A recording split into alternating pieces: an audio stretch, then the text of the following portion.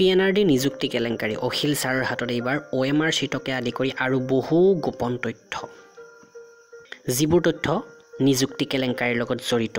এওঁৰ হাতত বৰ্তমান বহুতো তথ্য আছে আৰু আমাৰ হৈ অখিল ছাৰে এতিয়াও ওকালতি কৰি আছে এতিয়াও কষ্ট কৰি আছে প্ৰতিবাদ কৰি আছে সংবাদ মাধ্যমত এইবাৰ তেওঁৰ হাতত থকা অন্যান্য কিছুমান তথ্যপাতি প্ৰকাশ কৰিছে আৰু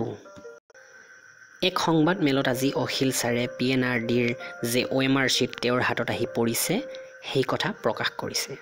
তাৰোপৰি এই বৃহৎ নিযুক্তি কেলেংকাৰী সন্দৰ্ভত অন্যান্য বহু বিস্ফোৰক তথ্য তেওঁ আজি উলিয়াইছে মুঠতে এই নিযুক্তি কেলেংকাৰীৰ ক্ষেত্ৰত আমি হাৰ মানিব নালাগে আমাৰ লগত আমাৰ অসমৰ এগৰাকী হিৰো আছে তেওঁ আজি নিজে দেখুৱাইছে এই OMR চিট কিদৰে তেওঁৰ হাতলৈ এই OMR চিট আহিল আৰু তেওঁ প্ৰকাশ কৰা মতে এই নিযুক্তি কেলেংকাৰীত কৌশলেৰে বদলি কৰা হৈছিল বহু OMR চিট আৰু এই কাৰ্য সংঘটিত হৈছিল PNRD আয়ুক্তৰ কাৰ্যালয়ত তেওঁ সংবাদ মাধ্যমত এইদৰে আজি গোটেইখিনি তথ্য প্ৰকাশ কৰিছে এওঁৰ হাতত এইখন OMR চিট তাৰোপৰি তেওঁৰ হাতত যিখন লিষ্ট আছে সেই লিষ্টখনত যিমানখিনি মানুহক পোষ্টিং দিয়া হৈছে PNRD নিযুক্তিৰ ক্ষেত্ৰত ইয়াতে নাম আহিছে তেওঁলোকৰ সেই নামত চৰকাৰৰ ফালৰ পৰা কাক এই চাকৰি দিয়া হৈছে সেই কথাও আছে মুঠ 886টা পদৰ 467টা পদতে অবৈধ নিযুক্তি ইয়াতে পোনপটীয়াভাৱে তেওঁ কৈ দিছে মুঠতে এই সম্পূৰ্ণ নিযুক্তি প্ৰক্ৰিয়া যে অবৈধ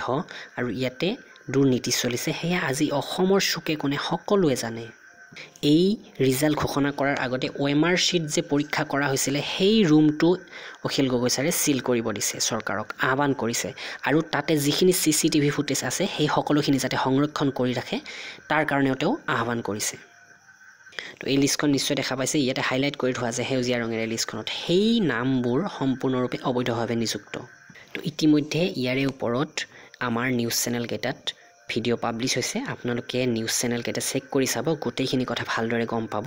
আৰু আপোনালোকে হাৰ মানিব নালাগে সকলো আশাৰে ৰওক এই পৰীক্ষা আকৌ অনুষ্ঠিত কৰিব লাগিব কৰিবই এদিন নহয় এদিন আমি জিকিমেই আমি সকলো অসমৰ বন্ধু বান্ধৱীয়ে যাতে আশাৰে ৰৈ থাকো কাৰণ আমাৰ হাতত বৰ্তমান অখিল ছাৰ আছে